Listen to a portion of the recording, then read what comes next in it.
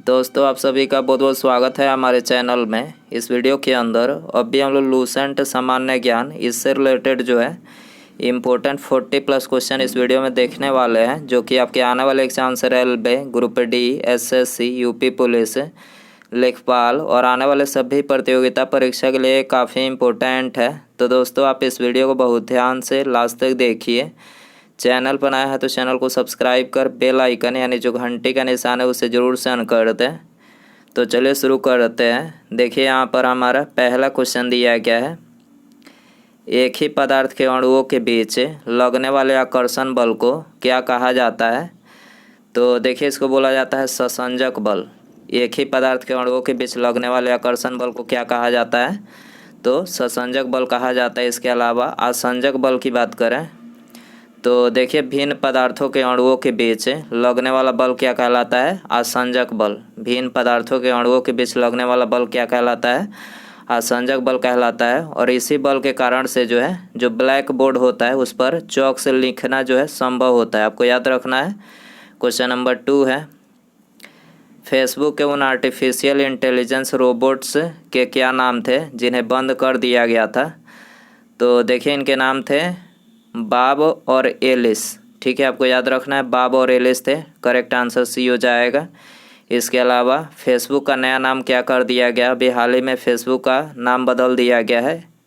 नाम बदल कर मेटा जो है इसका नया नाम कर दिया गया है। फेसबुक का वास्तविक संस्थापक किसे माना जाता है, मार्क जुकरबर्ग को। ठीक है, मार्क जुकरबर्ग को जो है फेसबुक का वास्तविक संस्थापक माना जाता है। फेसबुक की स्थापना कब हुई थी, 2004 में। याद रखना है, फेसबुक की स्थापना 2004 में की गई थी। क्वेश्चन नंबर 3 है, समुद्री शैवाल का अभिलाक्षणिक रंग लौकों में मौजूद वर्णकों पर निर्भर करता है। इनमें से कौन सा वर्णक शैवाल के हरे रंग का कारण है।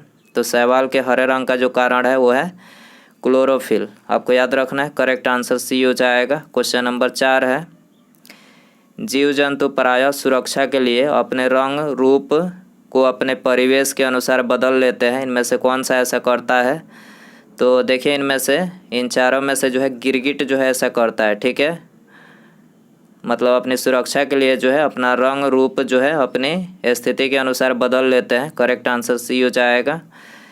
गिरगिट की बात करें तो गिरगिट जो होते हैं ये अपना रंग त्वचा में उपस्थित क्रोमाटोफोरस नामक सेल के कारण बदल लेते हैं। इस सेल को गिरगिट के मस्तिष्क से नियंत्रित किया जाता है। क्रोमाटोफोरस सेल में भूरे, पीले, काले और सफ़ेद रंग के रंजक मौजूद होते हैं।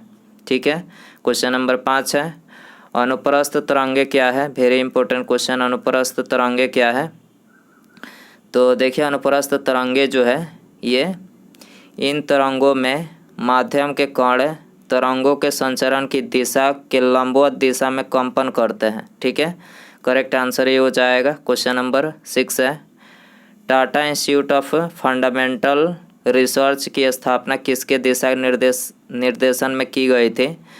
Tata institute of fundamental research की स्थापना किसके दिशा निर्देशन में की गई थी। तो ये की गई थी डॉक्टर होमी जहांगीर भाभा के दिशा निर्देशन में। ठीक है, करेक्ट आंसर बी हो जाएगा।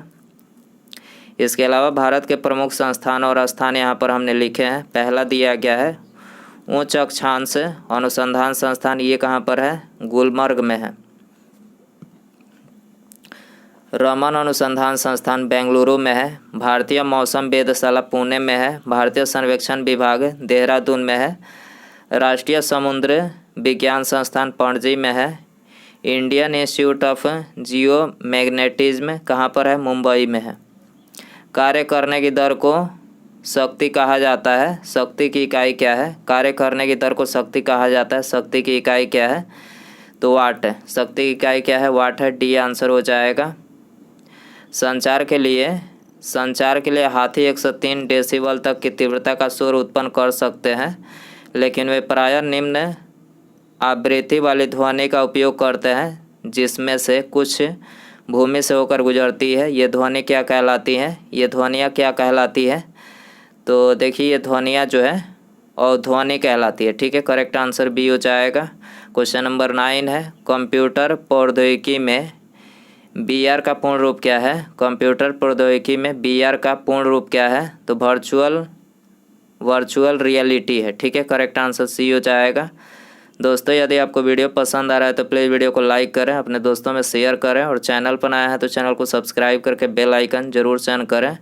अगला क्वेश्चन है, निम्नलिखित में से कौन सा मानव गतिविधियों एवं सभ्यता के प्राग ऐतिहासिक काल का सही कालानुक्रम है?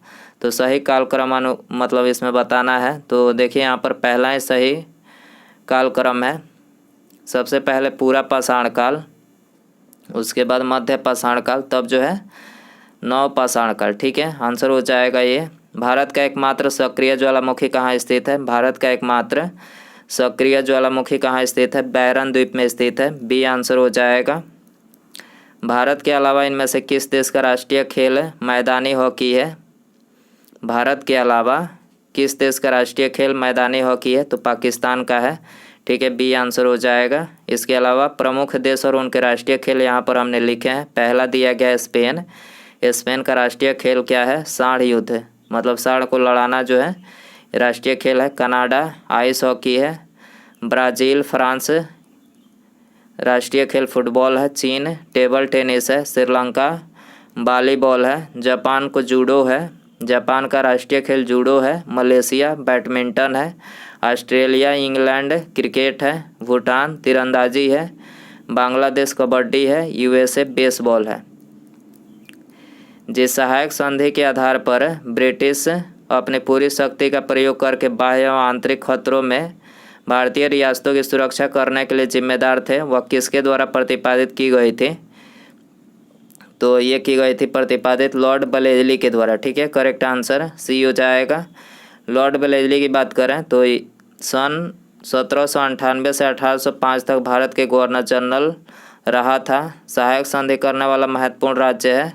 सहायक संधि करने वाला महत्वपूर्ण राज्य है मैसूर तथा तंजौर। इन्होंने सहायक संधि 1799 ईस्वी में की थी। अवध के नवाब 1801 में किया।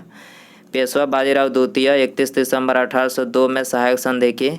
बाबर एवं भोसले दिसंबर 1803 ईस्वी में। ग्वालियर के सिंधिया 1804 ईस्वी में। इसके अतिरिक्त जोधपुर जयपुर बूंदी तथा भरतपुर ने सहायक संधि को स्वीकार की थी। बलेली काल में जो है, मतलब लॉर्ड बलेली काल में चतुर्थ आंग्ल मैसूर युद्ध लड़ा गया था 1799 ईस्वी में। बलेली काल में द्वितीय मराठा युद्ध 1803 में 1803 से 1806 तक लड़ा गया था, जिसमें मराठों की जो है हार हुई थी। चंद्रमा को अपनी धुरी पर एक चक्कर पूरा करने में कितना दिन लगते हैं? चंद्रमा को अपनी धुरी पर एक चक्कर पूरा करने में कितने दिन लगते हैं? तो ये 27.3 दिन जो है लगते हैं। ठीक है, सी आंसर हो जाएगा।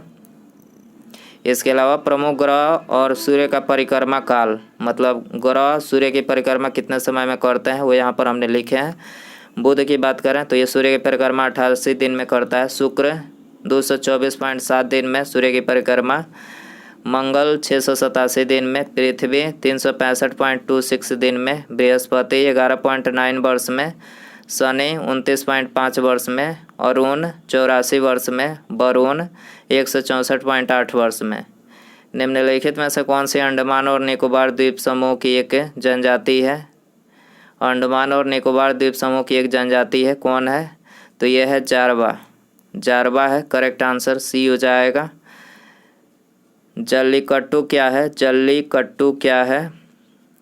तो देखिए, तमिलनाडु में लोकप्रिय पारंपरिक बैल को काबू करने का खेल है। जल्लीकट्टू क्या है? तमिलनाडु में लोकप्रिय पारंपरिक बैल को काबू करने का खेल है। ठीक है, करेक्ट आंसर ये हो जाएगा।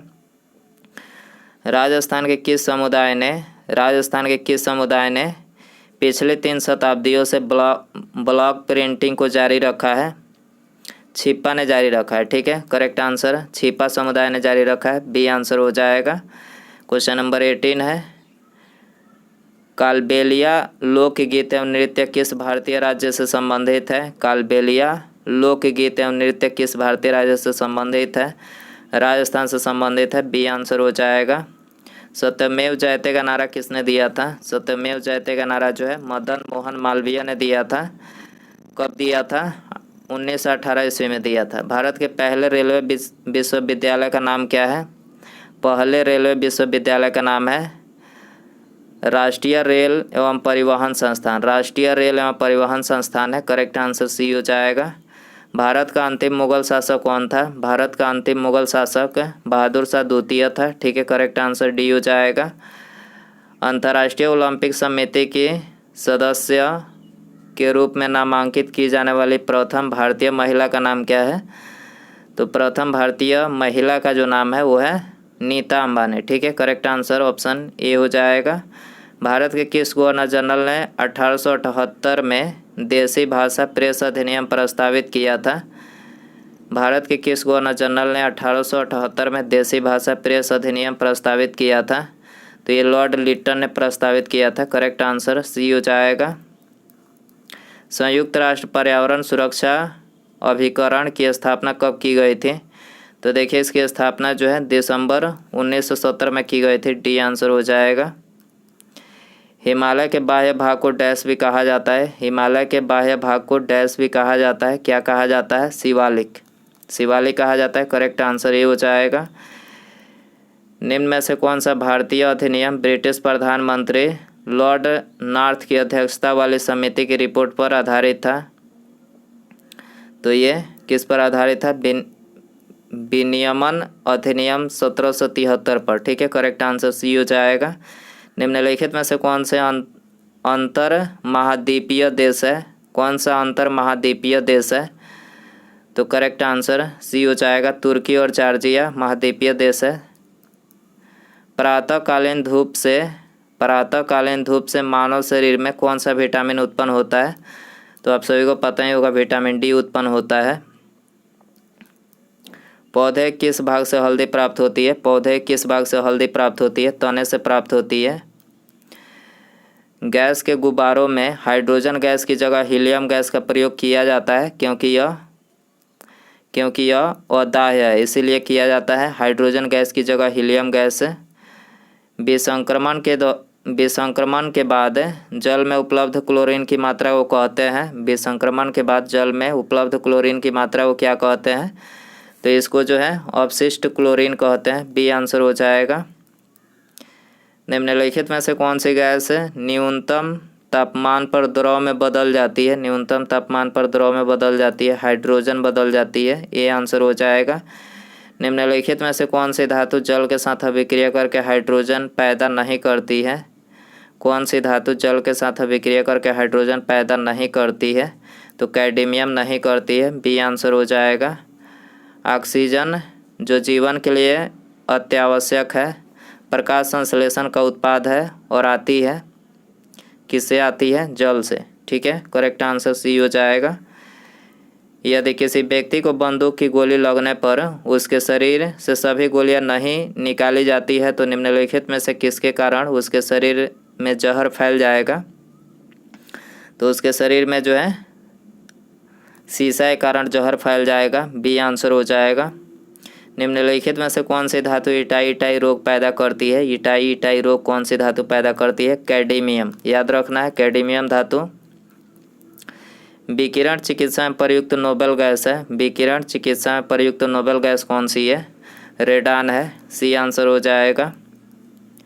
आजकल सड़क पर रोशनी के लिए प्रायः पीले लैंपों का प्रयोग किया जाता है। उन लैंपों में निम्नलिखित में से किस गैस का प्रयोग किया जाता है? तो देखिए उन लैंपों में सोडियम गैस का जो है प्रयोग किया जाता है। सोडियम आपको याद रखना है। ये आंसर हो जाएगा। मोनेजाइट बालू में निम्नलिखित में से कौन सा खनिज पाया जाता है? मोनेजाइट बालू में कौन सा खनिज पाया जाता है? तो ये थोरियम खनिज पाया जाता है। करेक्ट आंसर सी हो जाएगा।